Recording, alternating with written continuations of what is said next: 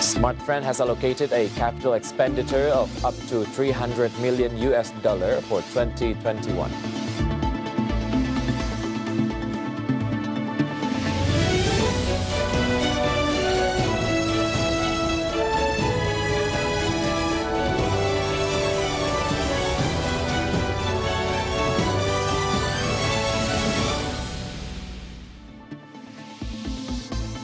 Good afternoon, viewers. Market Headlines is ready to provide you a number of informations from the business, economic, and capital market sectors. With me, Wicky Adrian. This is Market Headlines.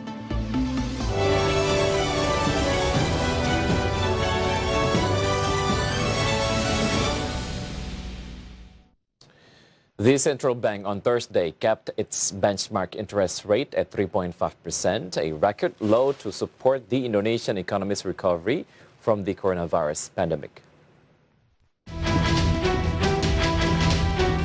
Bank Indonesia held its key rate steady at 3.5%. It also kept its deposit facility and lending facility rates at 2.75% and 4.25% respectively. During virtual press conference, Bank Indonesia Deputy Governor Periwarjo stated that Indonesia's central bank has kept its benchmark interest rate steady as it seeks to safeguard the rupiah amidst the COVID-19 pandemic. From all sources, IDX Channel.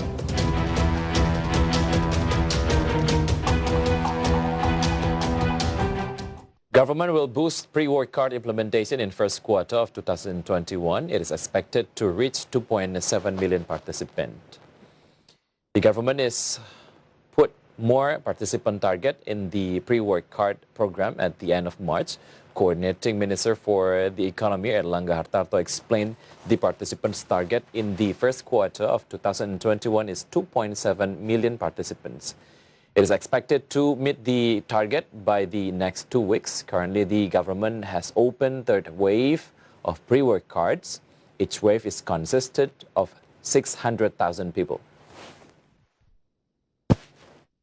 Sementara ini dari tahun 2021 sudah dibuka 3 gelombang atau 1,8 juta orang, dan secara kumulatif tentu kita berharap di bulan kuartal pertama ini targetnya 2,7 juta yang akan diselesaikan. The government's intention to open 1 million tons of rice imports was protested by various groups these days.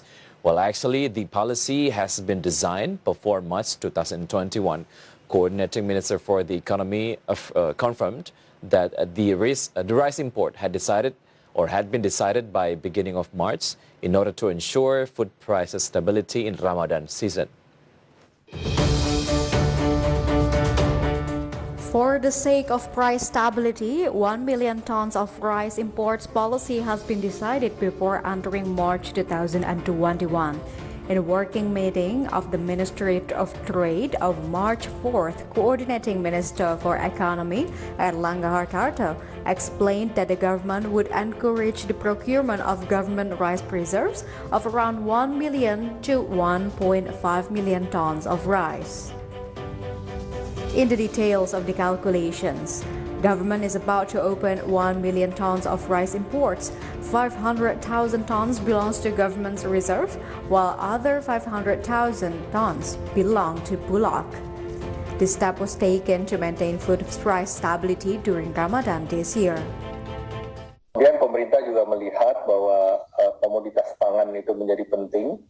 Sehingga salah satu yang penting adalah penyediaan beras dengan stok 1 sampai 1,5, kemudian juga pengadaan daripada daging dan penyediaan daripada gula, baik itu untuk konsumsi maupun untuk industri, di mana tentu menghadapi Lebaran ini menjadi catatan agar ketersediaan dan harga itu betul-betul tersedia untuk masyarakat. The polemic of importing 1 million tons of rice has concluded much controversy because it was carried out during the main harvest period, which began in March last year 2018. From Jakarta, Raja Patmo for IDX Channel.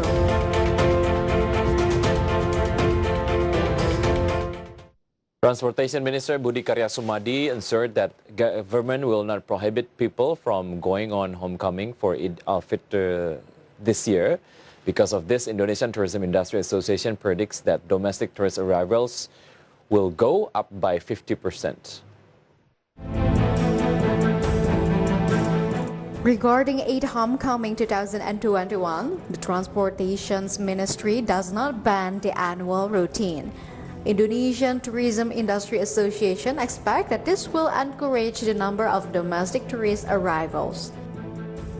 The association predicts domestic tourist visits will surge 50% compared to normal days if the government determines day off together with 8 holidays with holiday durations of more than 4 to 5 days. It is predicted that the domestic tourist visits will be even greater. Tetapi saya yakin bahwa tidak bisa dibandingkan dengan Lebaran yang lalu, karena Lebaran yang lalu kan nggak ada sama sekali kan, jadi juga nyolong-nyolong istilahnya kan. Tetapi saya yakin bahwa pergerakan pariwisata akan meningkat sampai 50%. Domestik ya. Domestik 50% dari tahun ini. But still, the associations keeps telling public and tourism business actors to implement health protocol while visiting tourism spots during homecoming. Didin admitted that Eid Homecoming is one of the moments of increasing domestic tourist visits, whose number increases every year, even reaching 2 to 3 times greater than usual holiday moments. From Jakarta, Muhammad Olga, IDX Channel.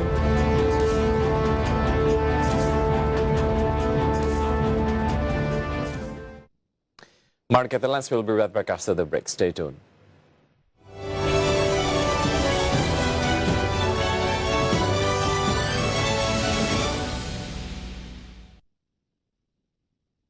PT Garuda Indonesia Persero Tbk telah melakukan pemutusan kontrak penyewaan 12 pesawat bombardir CGR-1000. Kita memutuskan untuk mengembalikan 12 pesawat bombardir CRJ-1000. Pemerintah berencana memberikan insentif pajak penjualan atas barang mewah atau PPNBM untuk kendaraan bermotor. Tujuan dari insentif ini adalah dalam rangka mendorong pemulihan ekonomi lebih cepat. Wall Street kompak menghijau pada akhir perdagangan Jumat lalu, di mana S&P 500 mencetak rekor penutupan tertinggi. Kita akan review bagaimana pergerakan indeks nanti begitu pada saat opening market. Perlu melihat beberapa minggu ke depan itu cenderung turunnya konsisten atau tidak. Kalau kita lihat ya, dari segi global memang akan sangat mempengaruhi, apalagi kemarin yield Saham MNC Land atau KPIG kembali lagi menjadi jawara, naik hingga 34%. Menteri Kesehatan Budi Gunadi Sadikin menargetkan vaksinasi COVID-19 di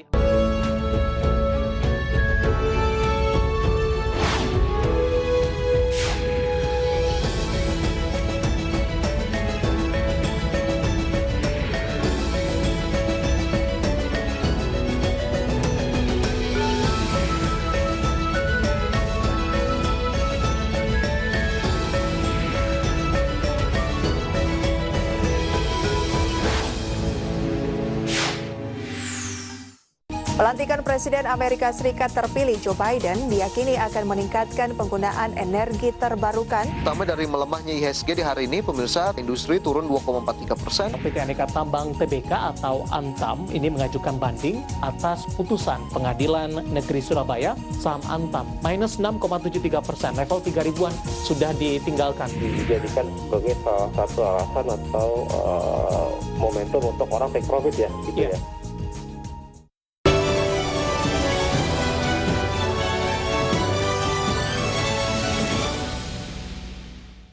Welcome back. The Ministry of Communication and Informatics reopened the 2.3 gigahertz radio frequency auction, which was cancelled last January. Cellular operators such as Telkomsel, XL Axiata, and Smartfren showed intention to participate in this auction. The Ministry of Communication and Informatics reopened the 2.3 gigahertz radio frequency auction, which was cancelled last January. Cellular operators such as Telkomsel, XL Axiata, and Smartfren say they would participate in this auction. President Director of Telkomsel, Setyanto Hantoro, said Telkomsel would participate He conveyed that Telkomsel wanted to use the frequency band to strengthen the development of digital-based telecommunication services. Smartfren also plans to participate in the auction. Smartfren President Director Mirza Faiz said that the frequency would be an additional block and could be used to improve service quality.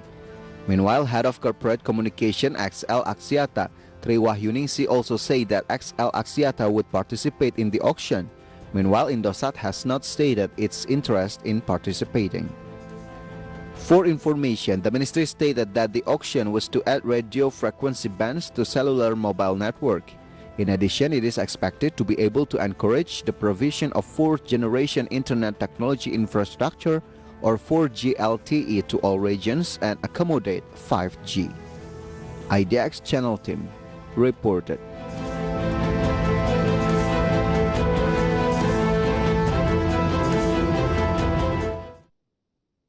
As we know, the telecommunication industry is dynamic and always tries to keep up with the latest technological developments, including the use of frequencies for telecommunications operator, where one of the ways to obtain is through frequency auctions conducted by the government.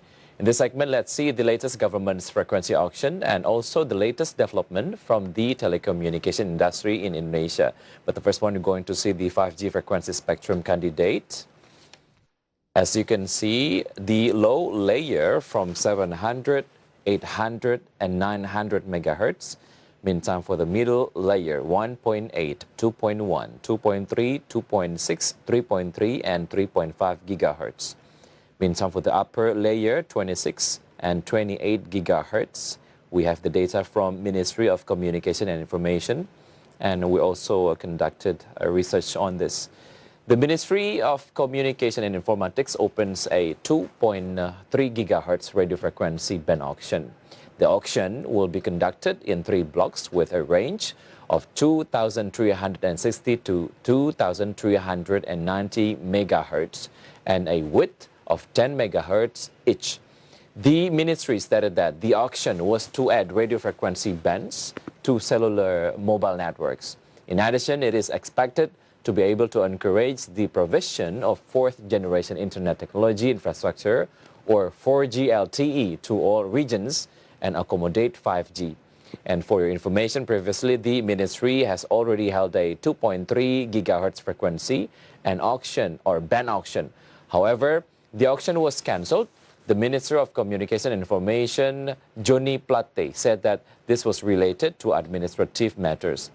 Meantime, in the other side, Executive Director of the ICT Institute, Heru Sutadi, assessed that the cancellation could disrupt investment claims in the telecommunication sector.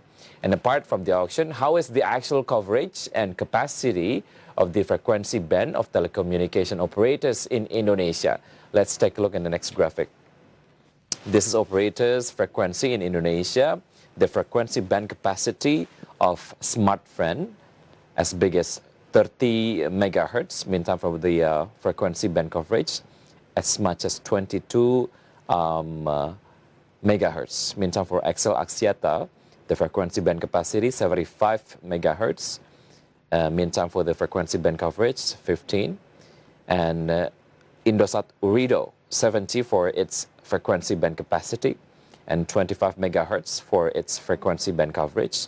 Meantime, Telkomsel for its frequency band capacity as much as 105 megahertz and its frequency band coverage as much as 30 megahertz.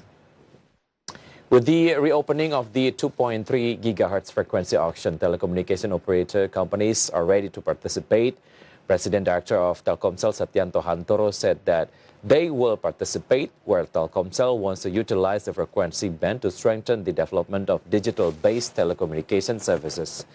At the same time, Smartfren also plans to participate in the auction. Smartfren President Director Mirza Faiz said that the frequency will be an additional block and could be used to improve service quality.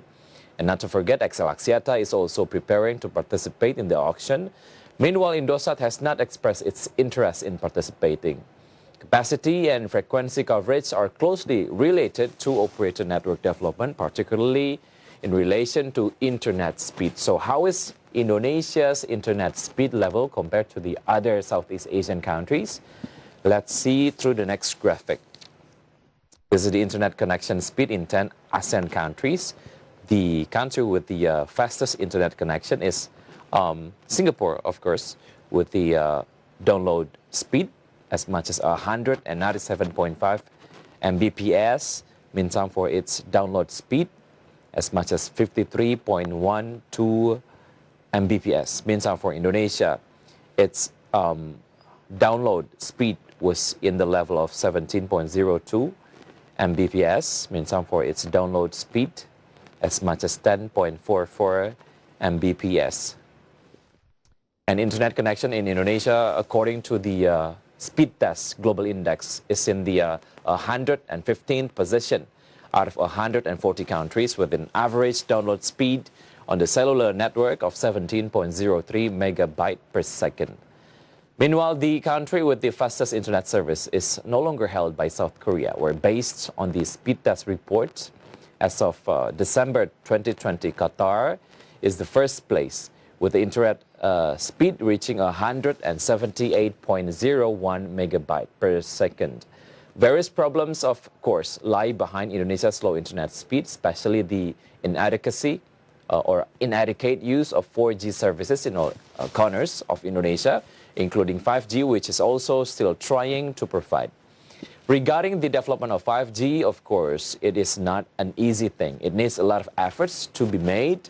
But before that, let's firstly take a look at the projected data on the contribution of 5G to the Indonesian economy in the next graphic. This is the projection of 5G contribution to Indonesia's GDP in 2030. It is projected to contribute as much as 2,784 trillion rupiah. The number predicted to increase in 2035 to the level of 3,549 trillion rupiah. And it can create as much as 4.6 to 5.1 million jobs opportunities. Such positive projections must be faced with various challenges in the provision of 5G networks. In fact, the Ministry of Communication and Information Technology has not been able to guarantee that the fifth generation internet network will be available in 3 years. Several challenges must be overcome in the development of 5G in Indonesia. First, cable fiberization, or an effort to modernize. For that, the BTS device must be updated, because without fiberization, the internet speed with the implementation of 5G will not be optimal. Second, harmonization of regulations with local governments. And third, the frequency spectrum. And fourth, assessing the right ecosystem for the using of the 5G, and one of which is in the industrial areas. Meanwhile, 5G is included in the draft of 2024 National Midterm Development Plan. ITB estimates that Indonesia will lose a potential GDP 1,600 trillion in 2033 if 5G is only available after 2023. And hopefully the telecommunication industry will continue to strive to develop and improve its performance, and of course provide convenience for all users. Stay tuned on Market Headlines because we'll be right back after the break.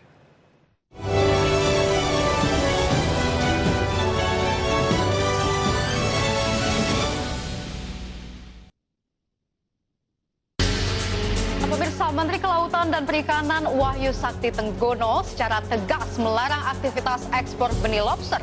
Karena benur itu adalah kekayaan daripada bangsa ini, kekayaan dari alam ini. Dia hanya boleh dibudidaya. Presiden Joko Widodo resmi mencabut aturan terkait investasi industri minuman keras.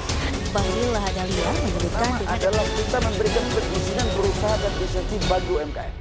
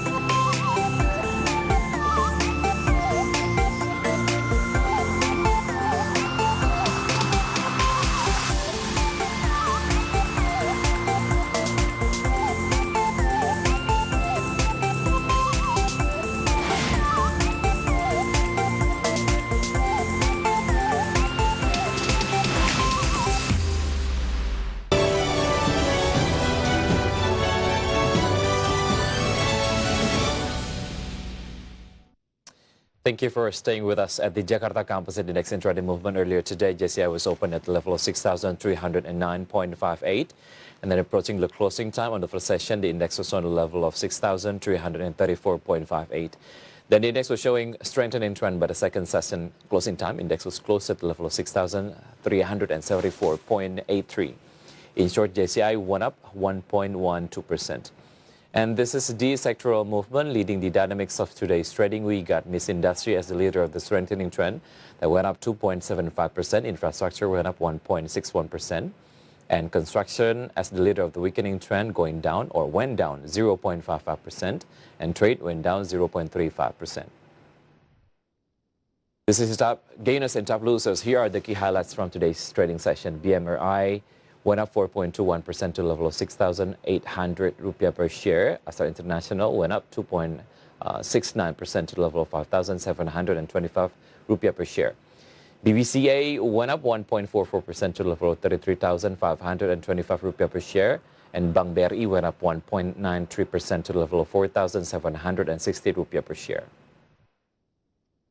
Meantime, the top losers in today's trading, we got Antam went down 0.43% to the level of 2,290 rupiah per share. Friend went down 5.68% to the level of 83 rupiah per share.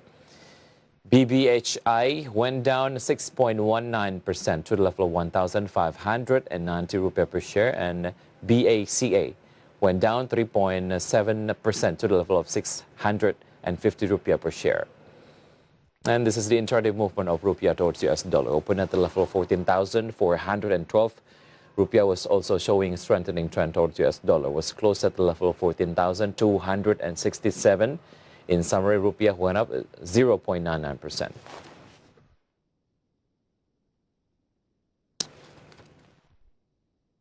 To boost performance in 2021, telecommunication operator Smartfren Telecom or Friend has allocated a capital expenditure of 250 million to 300 million US dollar. To boost performance in 2021, telecommunication operator Smartfren Telecom or Friend has allocated a capital expenditure of 250 million to 300 million US dollar. According to Friend's Finance Director Antony Susilo, this capital expenditure will be used to add more than 6,000 4G-based transceiver stations units. Meanwhile, the source of funds for the 2021 capital expenditure will be taken from internal funds and from the bank. However, the majority still came from the bank. Antony said Friend consistently increases the number of BTS every year to strengthen the 4G service network. The addition of these 4G BTS units is carried out in potential areas as well as areas where there are many Smartfren users. Antony also said that the addition of 4G BTS is important to do in order to provide the best service to customers through a smooth and stable internet. What's more, with the COVID-19 pandemic, the internet needs of Smartfren customers have increased because they work and study from home. For information, in 2020, Smartfren added as many as 10,000 4G BTS. The realization of the addition of the number of BTS exceeded the company's initial target. IDX Channel team reported.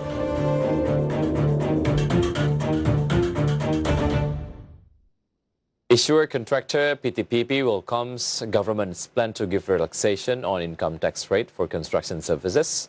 The company believes the reduction in income tax is a good news for construction industry players. PTPP Corporate Secretary Yuyus Juarsa said that the reduction in income tax for the construction sector is certainly good news for industry players. The government's plan is contained in the attachment to the Presidential Decree No. 4 of 2021 concerning the program for the preparation of government regulations in 2021. In the attachment, it is stated that the 1.75% tariff will be given for construction workers carried out by service providers with the qualification of individual business and the qualification of small business being lowered. Previously, this category was given a tax of 2%. The final income tax rate for construction workers carried out by service providers other than service providers who do not have business qualifications or individual business and small business qualifications is reduced to 2.65% from the previous 3%. The income tax rate for construction consultancies carried out by service providers with business qualifications was reduced to 3.5% from the previous 4%. Meanwhile, the tax for construction carried out by service providers who do not have permanent business qualifications is 4%, and the tax for construction consultations carried out by service providers who do not have permanent business qualifications is 6%. From Jakarta, IDX Channel team reported.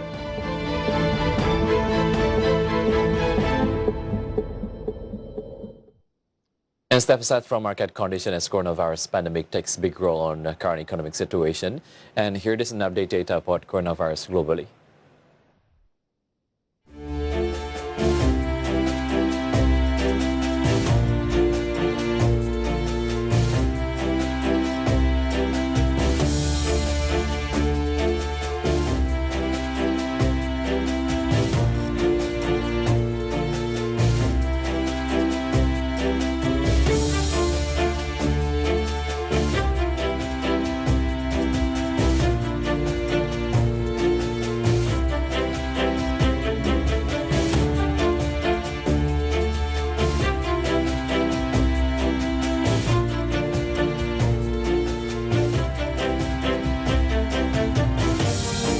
And the news close our market lines today. Please enjoy our next program on IDX Channel, Your Trustworthy Economic, Business and Capital Market Channel.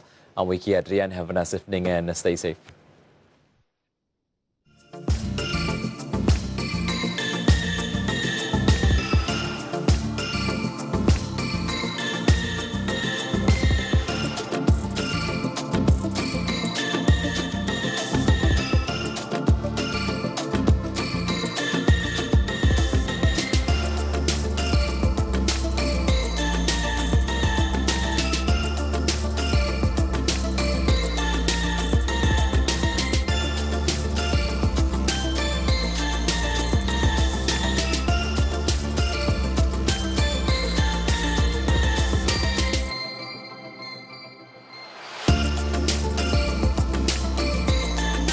Target pemerintah kan untuk mencapai herd immunity, dan dengan penduduk yang 270 juta perlu kan sekitar 180-an juta penduduk yang harus divaksin.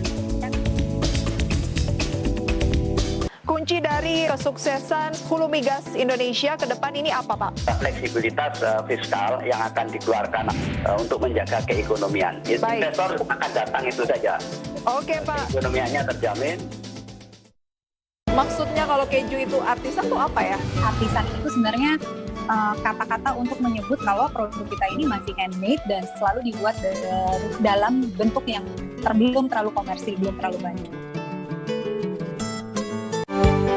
Saya Prisa Samodatu membawakan program berita News Screen yang menghadirkan informasi seputar ekonomi maupun juga bisnis dari dalam negeri.